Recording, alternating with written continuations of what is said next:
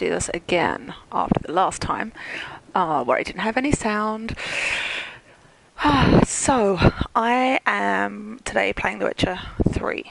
And I have talked about this a lot on the show.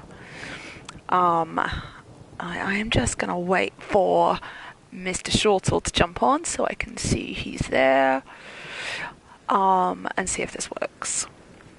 So just bear with me for a minute.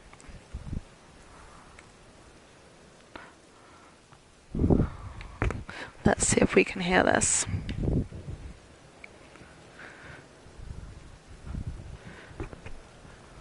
Okay. Let's see what's going on with our dude right here. Hello, Bobby. That's awesome. Okay, so today I am going to talk about Gwent, because I've talked about this on the show, and this isn't like those little Assassin's Creed mini games where you can pretty much just ignore it and not worry about it. There's going to be some story quest lines you come across where if you want to, if you want to complete stuff and you like to have stuff ticked off, you're going to need to know how to play Gwent to finish some of those storylines. So I'm just going to do a real quick little intro. I'm right in the middle of town here because one of the good things that you want to do is you want to visit every single merchant. Now, every single merchant in the world, you can win one card from. And most of the merchants for the whole are just going to be a regular card. But every merchant has one. You can only win one from each person, but you can win them. And then every now and then you're going to come across special people where when it gives you the option to play Gwent, it's going to appear in yellow. So let me just show you. Say this guy. He's one of the merchants. Oh, not him. Never mind. Let's go find someone else. So it always gives you the option. You just go around and find all the people that will give you the option. I'm just going to look for... going to the world map. I'm just going to look for a bar because the innkeeps are good ones to get them from. This little symbol here. I'm going to go up and see this innkeep. There is actually a quest line that's going to encourage you to go see every innkeep, because every innkeep is going to have a nice special little card for you. Just trying to remember my way in here.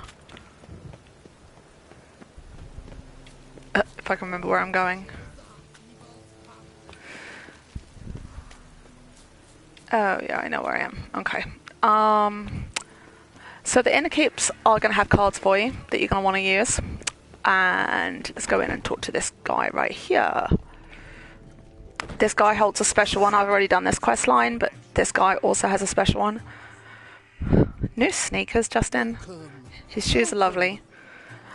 Okay, so when it comes up and you see this, Gwent, would you play me? If it's highlighted in yellow, it means he's carrying a special card, like a special edition card. So you are going to want to play every single person that you find in yellow, because that's where the good cards are. But for now, I'm just going to give you a little intro to how you play. So we'll say yes. You can bet whatever you like. At this point in the game, like, I have enough money that really doesn't make any difference, but early on, 1 day shipping, yes, thank you. So we're going to go in and we're going to have a look at the game board. So this is what you're looking at first. This is basically your deck. Now, there's different factions that do different things. My favorite is Northern Realms, which you'll see up top here. I can switch across. You've got Soatel, you've got Monsters, Nilfgaardian Empire, and Northern Realms. So they're all different, and they all have different perks. All of them do, slightly different build. I'd say at the beginning, pick a faction that you like, fairly randomly. It's nice to see Justin and Bobby still managing to find a different forum to argue on. So you go in and have a look at the leader cards, pick one that you like the look of, and just stick with that for now. Once you get good at it, you can go in and build your different decks with the different factions. But for now, for the quest lines, concentrate on building up one good faction and one good pack. So this is Northern Realms. This is my fave. All these cards over here on the left hand side are ones that are pretty low for me now, so they're not actually in the pack that gets dealt at the beginning of the game. All the ones over here are. So at the beginning of the game, this is what I'm working with. All these cards, and I'm going to go in and explain. Now, I said about the special cards, these ones here, these are all your special cards. I'll explain a little bit more about their function once we get going in the game. But these are the ones that you can win if you find one of those people that has the yellow prompt to play the game. You'll find these people, and you can collect as many as you can get your hands on. So right now we're going to go in and start this game.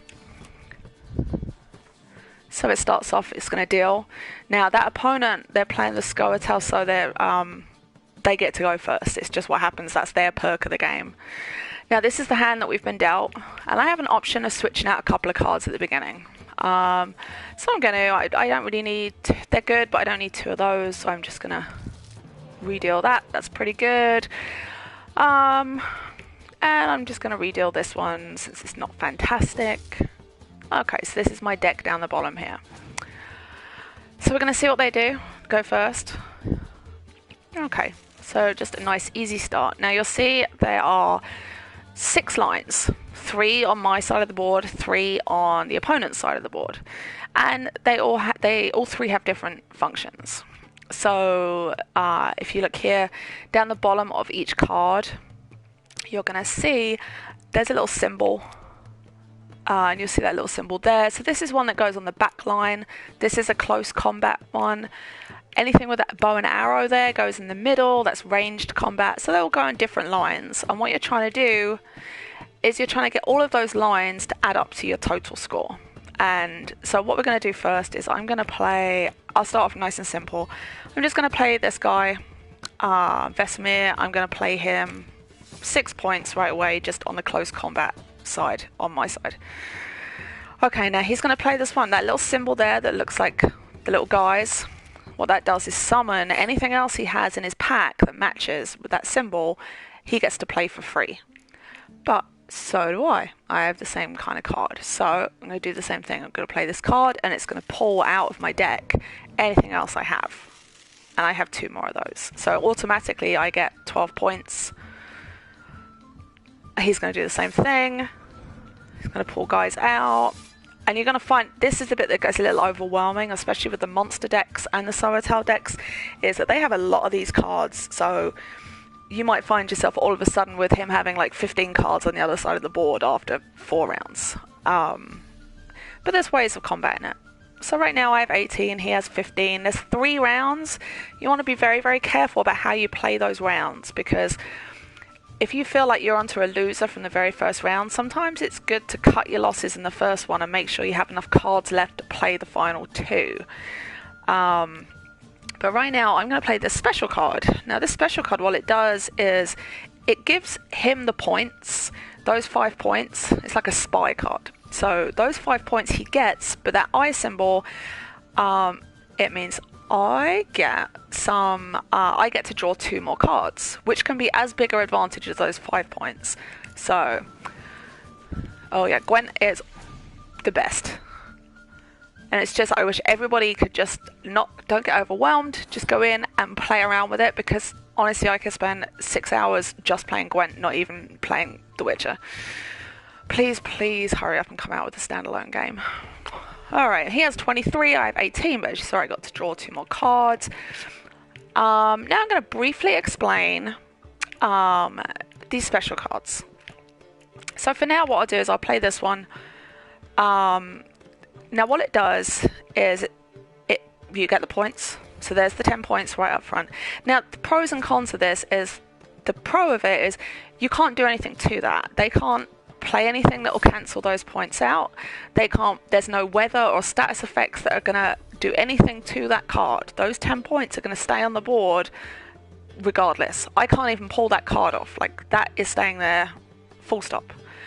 Now the other interesting thing about that can also be a downfall, because say I want to play this card right here. Now this is a bugle, which means I get to basically double everything on the line. So if I was to play that on that top line here, it would double everything there, except for that special card. That special card is only ever going to be worth 10. So for good or bad, that card stays as is. So for now, he has 29 points. I have 28. It's still worth playing this round. Now, status effects here that are good.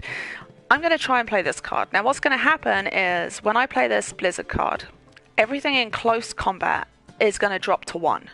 So all of his cards on that front row and all of my cards on the front row will drop to 1, except for my special card, which, like I just said, will only ever be 10. Now, when I play this, it's going to give me a big advantage because even though I'm going to lose 5 points from that one card up front, he's going to have 5 points overall on that front line. He's going to lose 15. So we're going to play this status card right now.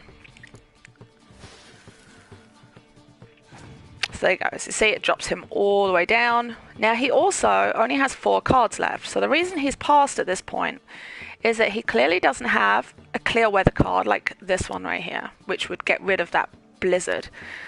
And he only has 4 cards left and I have 7 cards left. So rather than fighting it out to try and come back and get that advantage back, he's chosen to pass this round with the hopes that he can win the next 2.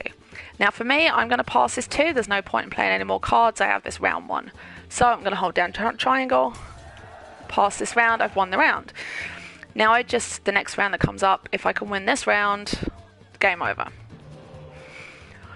Now my Northern Realms, I get another card for winning that round. Always helps. So I now have 8 cards to his 4, so it's going to be pretty hard for him to beat me at this point. And now I'm going to add to it because this special card is one of my favorites because this is a spy card that gives me a draw of 2. I get 2 extra cards to play with pulled out of my deck, but it gives him absolutely 0 points and he cannot remove this from the board with a dummy card or anything like that. So here we go. I'm going to throw that down. I get 2 dummy cards. Not huge help, but still. Okay, he plays a regular ranged combat card, no special perks. So what I'm going to do, have a look and see what I have. Oh, this is another one of my favorites. Okay, so anything that has the little heart symbol and the plus, play that after the first round. You don't want to play those in the first round. Play that in the second round because what it does is once you play it, you get the points for that. But then you also get to go in and randomly, or not random, you actually get to go in and see all the cards you discarded in round 1. You get to pull one back out and play it again. So once I play this, I get the 5 points up on the back line, and then I can go in and choose any of these ones. Now, as you see, the special card is not in there because once you play that special card, it's played, you don't get to pull that back. And the perks will not come with it the second time. So if I pull that one and I play that, those other 2 will not be automatically played. So for me, the best choice right now is to pick Vesemir at 6 points. So there you go. So I get to play that. Now he only has 3 cards left at this point. So, oh, that's going to help though. But he doesn't have anything else to pull out. Okay, so let's see what I have here. I'm just going to play these ones up back. They're worth a lot of points. 6 is not too bad. So now this is the status effect, so this is good. So what he's done is he's played the status effect on me, and it's the one that focuses on the back line, the torrential rain. So he's knocked those both down to 1 point each. Now the advantage I have here is I have a clear weather card, and this is going to get rid of all those weather effects. But he doesn't know I have this. So my best strategy at this point is I mentally will play as if that status effect isn't there. Because if he wants to throw any more out, say I play this clear weather now, all right, that's great, I get my points back. But then he throws on another weather one, because that's what he could have with that last card. He throws on another weather one and I can't get rid of it then. So I always save that clear weather one to the end and just mentally do the math in my head about once I play that clear weather, what I'm going to be left with. So let's go over and have a look at what I have left here. I'm going to again throw another one here. It looks like I have 3, but in my head I know that I have 12. He was worth 5, so I know I have 17 on that bottom line. Okay, and again I'm going to throw a special card up here, worth 10, always worth 10. That's it. Now he has no cards left at this point, so he has to pass. I've already won, but I'm just going to show you a couple of other things just while I'm in here. So this card here is a good one. Not only do you get the 2 points, but as you see from that bugle symbol again on the card, you throw that in there, it's going to double everything else on the line with the exception of that special card. The dummy cards, what they do is say, the best thing that dummy cards are used for is if you have a look at this card here, right, this one here. Now, if that's one of the regular ones, the regular spy cards, not the specials, say your opponent plays a spy card on you. They get 2 extra cards, you get a spy card that's now on your side of the board. What you can do is you can use this dummy card and you can pluck that off of your side of the board. And then the next time round, you then get to use it. And you get to pick the 2 extra cards too. So that's a good way of using that dummy card. This bugle is going to do the same thing. In fact, I'm going to do the clear weather card. So what that does is gets rid of those status effects. As you see, my score goes back up on the bottom line. This regular bugle, we can throw it down there. We can double up those scores, and there's no point in playing these dummies. Now, one of the other good things, the perk with my particular deck is we're going to hit this square. I can play this card, and it will automatically play an impenetrable fog. Again, it doesn't matter, but this would have been a good time to play it because I don't have anything on the ranged combat line, whereas my opponent does. So I'm just going to pass it there, because there's nothing else left to do. So I won both rounds, and that's the game. So I'm going to play one more match, and again explain any other different little things that come up. And from all these guys, you're going to win the cards. Now, I've already played this guy, so I just got some random kind of consumables and some money. But like I said, you want to, every time you're going around town, you want to make sure you visit all the merchants, so you can go collect as many of those cards as you can. And the other good tip is, depending on how early on you are in the game, when you come across the Baron, he is holding one of the best Gwent cards. Now, he has a whole storyline, a whole quest line. When you play that quest line, don't finish it off until you have beaten him at Gwent, because regardless of the ending of the story, and again, no spoilers, but you follow the quest line, there's a couple of different ways that quest line can finish. Whatever happens at the end of that quest line, the Baron is no longer going to be at his house once you finish the quest line, which means if you don't beat him for that Gwent card, you cannot finish the Gwent quest line, and you cannot get that achievement and that trophy. So I'd say leave the end of that Baron quest line as long as you can until you've built up a fairly good deck, because he is also a killer when it comes to Gwent. He's got some really high power cards, and he will just absolutely hammer you if you try and play him too early on. So that's just a couple of little tips. Okay, so I'm going to play once more and see what happens. Let's have a look. Alright, so again, this is my deck. There's some different cards in here. This is a Scorch card. I'll explain it if it gets dealt. Let's have a look. These are all, I've got some special cards in here. Again, they're worth what they're worth, and that's it. These ones here with the little with the shaking hand symbol. So basically, if you have exactly the same one in your deck, you play both. It basically doubles your chances. It puts your score up. Let's have a look. Yeah, so let's go in and play another round. I'm going to play... I'll play this another day with some of the other decks, but for now I'm just going to play another Northern Realms. Okay, let's have a look. Alright, so this time I like my decoys. I'll keep the Biting Frost, I'll keep that. This is not too bad, but I'm gonna draw again on this one, I think. Oh, that didn't actually improve matters at all. Redraw it again. Alright, I got the Scorch card this time, so I can explain how the Scorch card works. Okay, so again, Soratel goes first. Let's have a little look, see what I have. Alright, I'm going to work with... I'm going to get some more cards first. So again, I'm going to play this Elf. 0 points to them, cannot be moved, and I get 2 sparkling new cards. Okay, he's going to play that one again with that little symbol there. That always makes me think of like chess pieces. I think it's supposed to be helmets. But he pulls out extra peeps. Alright, I like to do this. I like to play all of my spy cards as soon as possible and just like really rack my deck up. So let's have a look. Alright, sweet. I got one of these guys, which automatically gives me a couple of extras, because when I play it, it's going to pull out others. And the other good thing with this is because I played my spy cards, I got those extra cards. He's down to 8 cards. He's beaten me 17-0 right now, so he's passed. He's like completely lulled into a sense of full security. So now we are going to play this, which hopefully should give me 12, because it's going to pull out my other 2. There's 12 points right there. And then I think I can just use 1 extra card right here. And by putting this on here, 1 extra card, that gives me 24 points. I win that round, so I'm going to hold and pass. I finished that round with 10 cards, so numbers-wise, I'm 2 up on him. And I'm going to get an extra card because I'm Northern Realms.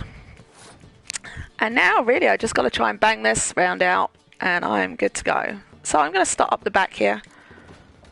Now you see I'm a little nervous about the fact that I do not have a clear weather card, because if I put too much of my too many points on one of the lines and he plays a weather effect, it can really screw you up if you can't get rid of it with a clear weather. So I'm going to spread it around a little bit so that that's not as bad. Oh, although first I am going to show you what a Scorch card does. Now a Scorch card gets rid of the highest scoring cards on the table at the time. Now the catch with this card is it doesn't matter if it's yours or theirs, it will just get rid of the highest scoring. So if you look here, I've got 2 cards worth 6 points, but right now he's played a card that's worth 10, so I know I can play that Scorch card and it's going to get rid of this dude over here. Now say I've got an 8 and he has a 6 and I play it, it's going to get rid of my card instead. So you got to be careful when you use that Scorch card. Just double check that you don't have anything on your side that you're going to get rid of accidentally. So we're going to play the Scorch card. Oh, we're going to go for this guy right here. And he's gone. So again, it's like 10 points down the drain. If you look at that card, this makes a difference again with the status effects, with the weather effects. This can make a big difference. This card here can be played either on the ranged combat or close combat. So say there's a weather effect on one of the lines, just play it on the other line, and you know that can come in useful. So let's have a look. So he has 10 right now. I'm going to play something else up back, but again, I have to be very careful that I'm not tempting him into, you know, he plays that weather effect and I'm kind of screwed.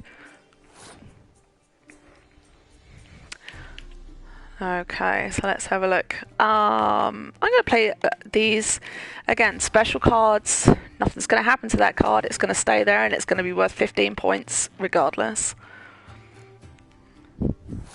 Now at this point I have 6, he has 3. I'm winning by enough that I could pass, but the trouble is it's taken a risk. I've already won the first round. If I can just like get him to play a couple more of those cards, then I know I've got it in the bag. So I'm gonna I'm 48-22. He's really gonna have to pull out something to get close to me, and he needs to win this round. He's just wasted a clear weather card, so he clearly doesn't have much in his deck anymore. In that case, I am gonna... Okay, let's have a look. Oh, you see, so the winter weather card here, the blizzard. The good thing with this is if I play this now, he's already played his clear weather card. He cannot get rid of this. And it's not going to affect my guys up front because there's special cards. Nothing's going to happen. But it will knock his guy down to 1 point. So again, I'm going to play this one right here. And all of a sudden it's a little chilly up front. And he's got to keep on... Oh, on one of his cards, he kind of got screwed. He didn't have much left at the end of his deck. So I'm going to use my leader function. And again, this is another one of those things where if it doesn't affect you, it's a way of changing the kind of like the who has to go. If I play my leader card, I've put impenetrable fog, which knocks his scores right the way down in the middle, and it's also forcing him to make another turn before I have to make another turn. So as we see now, he's out of cards, nothing left he can do, and we've kicked his butt. Like, it's actually embarrassing. It really is embarrassing. But what are you gonna do? So boom, there we go. Another round one. And I am not going to pretend that it's anywhere near that easy normally.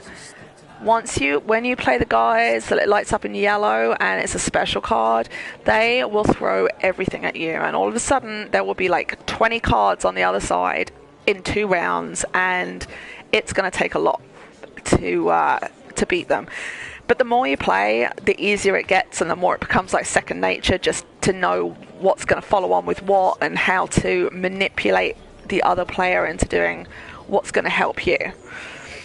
So that is like a very short basis of Gwent, and maybe next time I will show you how the brothels work, because that will be quite amusing as well. But for now, I am going to sign off. Thank you all for watching, and I'm going to archive this stream, so if anybody needs to go through and again learn how to play Gwent, it is so worth it, and you will love it once you figure it out. So enjoy, and I will stream again later. Okay, bye-bye for now.